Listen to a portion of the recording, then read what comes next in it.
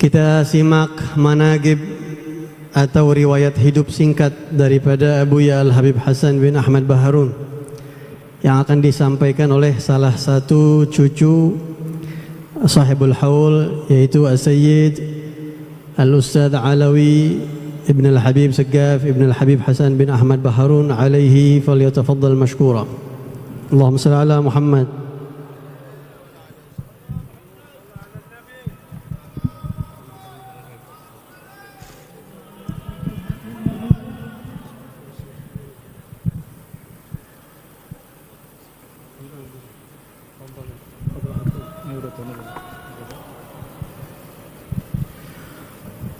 Assalamualaikum warahmatullahi ta'ala wabarakatuh. Alhamdulillahi rabbil alamin, wassalatu wassalamu ala ashrafil anbiya wal mursalin Sayyidina Muhammadin abil qasim al-amin wa ala alihi wa sahbihi ajma'in.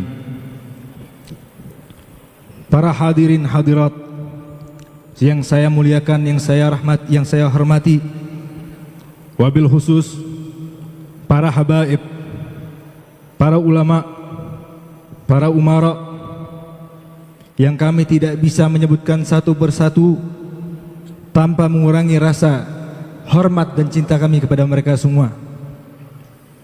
Alhamdulillah, pada malam yang penuh berkah ini telah hadir bersama kita kecintaan kita, kebanggaan kita, yaitu Al-Hubabah Al-Syarifah Al-Mukarramah Khadijah bintu Muhammad Al-Hindwan. Semoga Allah Ta'ala panjangkan umur beliau, semoga Allah Ta'ala sehatkan badan beliau, semoga Allah Ta'ala jaga beliau. Amin amin ya rabbal alamin. Wabil khusus abna Abuya Al-Habib Hasan bin Ahmad Baharun, yaitu Abuya Al-Habib Zain wal Habib Sadiq wa Abuya Al-Habib Saggaf wal Habib Ali wal Habib Husain wal Habib Abdullah bin Ahmad Al-Jufri. Semoga Allah Ta'ala menjaga mereka semua, mengabulkan hajat mereka semua, dan dicinta dan ditambahkan cintanya Allah Ta'ala untuk mereka semua. Amin amin ya rabbal alamin. Saya meminta izin restu kepada kalian semua untuk membacakan manaqib kakek saya, yaitu guru kita semua, Sayyidil Jad Abuya Al-Habib Hasan bin Ahmad Baharun. Semoga kita dengan membaca manaqib beliau, kita mendapatkan sir beliau, kita mendapatkan keberkahan beliau, dan kita mendapatkan ridha beliau. Amin amin ya rabbal alamin. Manaqib Abuya Al-Habib Hasan bin Ahmad Baharun. Kelahiran dan silsilah beliau, Al-Habib Hasan Baharun lahir di Sumeneb, Madura pada tanggal 11 Juni 1934 dan merupakan putra pertama dari 4 bersaudara dari pasangan Al-Habib Ahmad bin Husain dengan ibunda beliau Fatmah binti Ahmad Bakhabazi.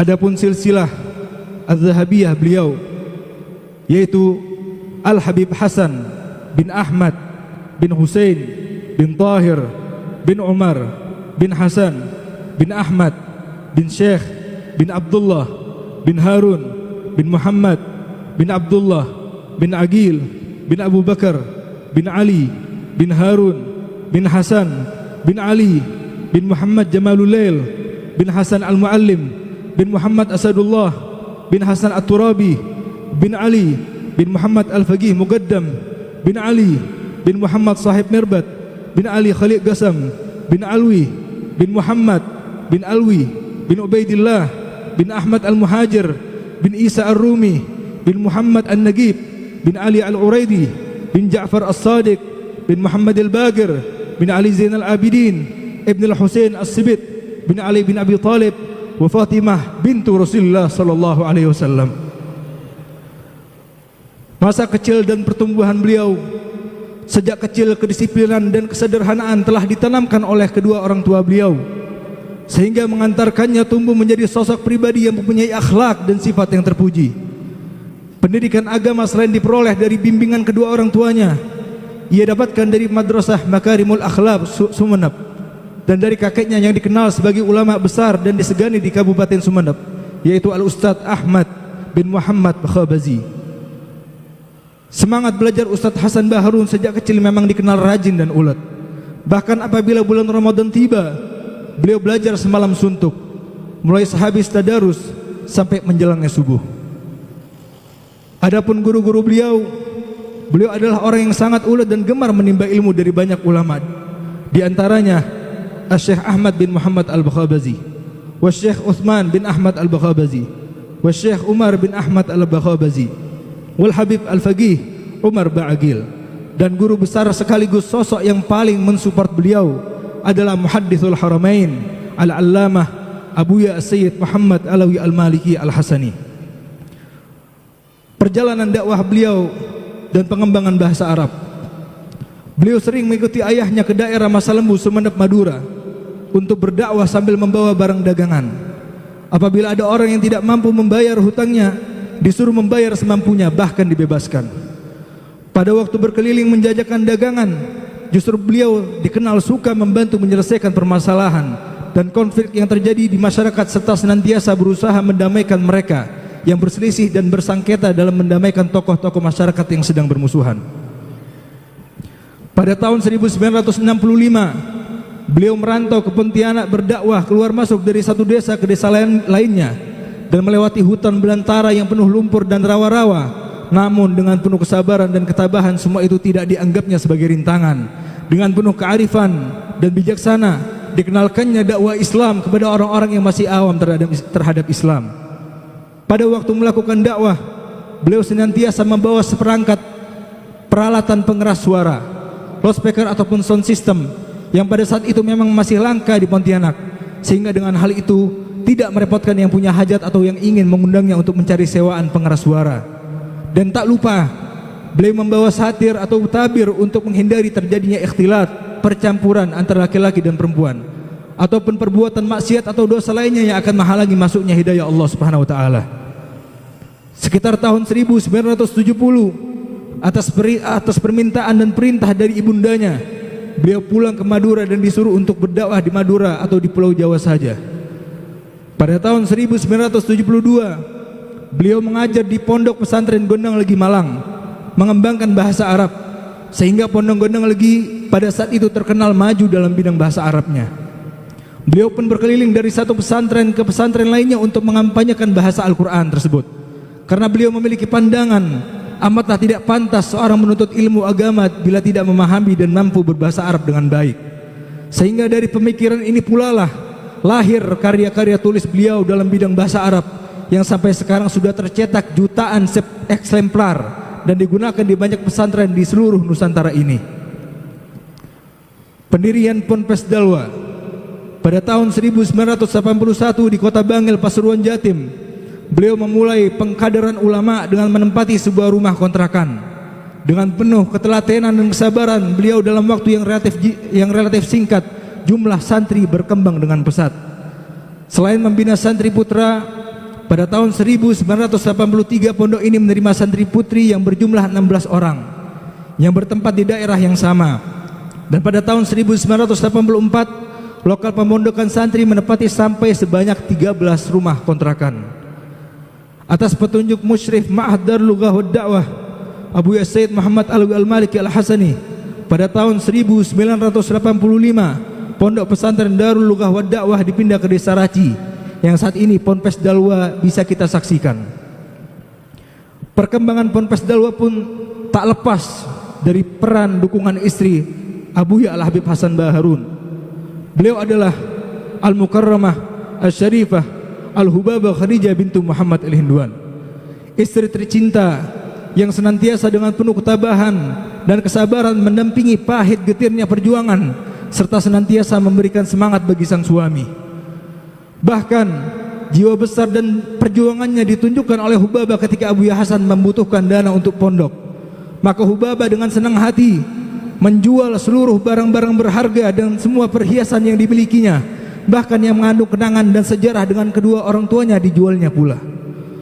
Dan berkat keikhlasan niat daripada Abuya Al-Habib Hasan, hingga saat ini Ponpes Dalwa santri dan santriwatinya berjumlah 17.000 santri dari dalam dan luar negeri, dan alhamdulillah telah berhasil menelurkan ratusan bahkan ribuan para pendakwah di seluruh Nusantara Indonesia, yang dimana tidak sedikit daripada para alumni yang membuka pondok-pondok pesantren.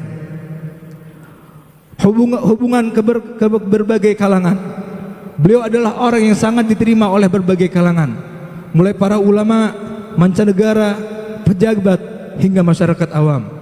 Semua beliau perlakukan sesuai porsinya dengan sesuai sabda Nabi Muhammad SAW. Qala sallallahu alaihi wasallam, anzilin nas manazilahum. Perlakukanlah setiap orang sesuai porsi mereka masing-masing, sehingga dakwah beliau pun menyeluruh dan bisa dirasakan semua kalangan, di mana itu memang menjadi salah satu cita-cita besar beliau. Para ulama terkemuka baik di Hadramaut, Mekah dan Madinah semua menjalin hubungan baik dengan beliau, sehingga putra-putra dan santri beliau pun bertebaran menimba ilmu kepada ulama-ulama tersebut, dan mereka tidak segan-segan untuk memuji dan melontarkan kata ungkapan akan kegaguman kepada kepribadian dan akhlak beliau. Katakanlah seperti halnya Al-Habib Hasan bin Abdullah Asy-Syatiri, Wal Habib Zain bin Ibrahim bin Smith, dan juga Al-Habib Umar bin Hafid, dan juga Profesor Dr. Abdullah Baharun, Rektor Al-Ahqaf Hadramaut. Ketinggian magam wilayah atau kewalian beliau, telah banyak orang-orang yang menyaksikan karamah dan kelebihan beliau. Namun dalam kesempatan ini hanya satu yang ingin kami sampaikan, yaitu kana rahimahullah taala mimman yajtami bin Nabi sallallahu alaihi wasallam yaqadatan. Beliau termasuk orang yang bertemu langsung dengan Rasulullah secara sadar dan terjaga. Ini adalah kedudukan yang tidak sembarang bisa dicapai kecuali seseorang yang betul-betul tinggi magamnya. Al-Imam Abdul Wahab Asy-Sya'rani berkata bahwa untuk mencapai hal tersebut harus melewati lebih daripada 200.000 magam kewalian, dan yang demikian itu didapatkannya ketika beliau mendapatkan ijazah langsung salawat daf'ul bala dari Rasulullah sallallahu alaihi wasallam di Raudhah Syarifah.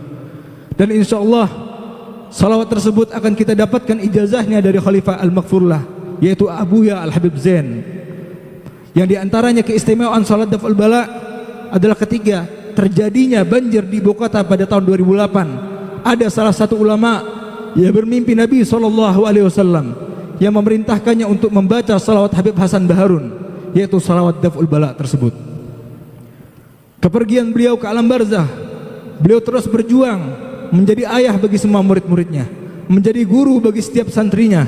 Sifat sabar, tawakal, ikhlas, belah kasih, tawadhu, kedermawanan, kebersihan hati, dan sifat-sifat terpuji lainnya menghiasi perjalanan hidup beliau bersama orang-orang yang ada di sekitar beliau, hingga ketentuan Allah yang harus terlaksana datang pada tanggal 23 Mei 1999 Masehi, bertepatan tanggal 8 Safar 1420 Hijriah. Beliau menghembuskan nafas terakhirnya di kantor tempat beliau mengasuh santri-santrinya. Beliau wafat bukan di rumah dikelilingi anak istrinya, tapi melainkan di kantor di tengah-tengah santrinya. Beberapa pujian para ulama untuk beliau. Abuya Sayyid Muhammad ini sering terlontar ketika beliau mengajar murid-muridnya. Beliau mengatakan bahwa apabila kamu ingin mencontohkan kesabaran, jiwa perjuangan, serta tawakal yang kuat, maka contohlah Ustadz Hasan Baharun. Al-Habib Hasan bin Abdullah Asy-Syatiri menyatakan dengan ainul basirahnya, mata batinnya, bahwasanya Al-Habib Hasan bin Ahmad Baharun min jumlatil abdal. Beliau Al-Habib Hasan bin Ahmad Baharun adalah termasuk wali dari tingkatan abdal. Al-Habib Umar bin Hafid di depan para santri dan ulama dalam ziarahnya di Pondok Raci 2 tahun setelah wafatnya Habib Hasan, beliau mengatakan, Ustadz Hasan adalah orang pertama yang membuka kembali hubungan antara Yaman dan Indonesia setelah terputusnya puluhan tahun lamanya, dan beliau yang mulai mengirimkan santrinya untuk belajar di Yaman, sehingga semua pahala orang yang belajar ke Yaman akan kembali pahalanya kepada al-alim al-allama ad-da'ilallah Abuya Al-Habib Hasan Baharun. Akhirnya kita berharap semoga dengan diadakan haul Abuya Al-Habib Hasan ini dan dibacakan manakibnya, kita semua dan seluruh bangsa dan masyarakat Indonesia mendapatkan rahmat, mendapatkan berkah dan inayah daripada Allah Subhanahu wa taala, diberikan keimanan dan ketakwaan serta kekuatan kepada para pemimpin kami, sehingga mereka dapat mengayomi kami yang menjadi kemaslahatan bagi masyarakat kami. Ya Allah, jadikanlah negara kami Indonesia yang sangat amat kami cintai ini negara yang berdaulat dan bermartabat, sehingga menjadi baldatun thayyibatun wa rabbun ghafur. Ya Allah, ampunilah dosa-dosa kami dan kedua orang tua kami, rahmatilah mereka sebagaimana mereka merahmati kami semasa kecil kami. Ya Allah, yang sakit di antara kami sembuhkan, terutama penyakit hati hilangkan, dan tutuplah usia kami semuanya setelah usia yang panjang dalam keadaan sehat dan kemakmuran serta ketaatan dengan husnul khatimah, dengan husnul khatimah, dengan husnul khatimah. Rabbana atina fid dunya hasanah wa fil akhirati hasanah wa qina azabannar. Wa sallallahu alaihi wasallam Muhammad wa ala alihi washabbihi wasallam. Kurang lebihnya saya mohon maaf. Wabillahi taufiq wal hidayah. Wassalamualaikum warahmatullahi wabarakatuh.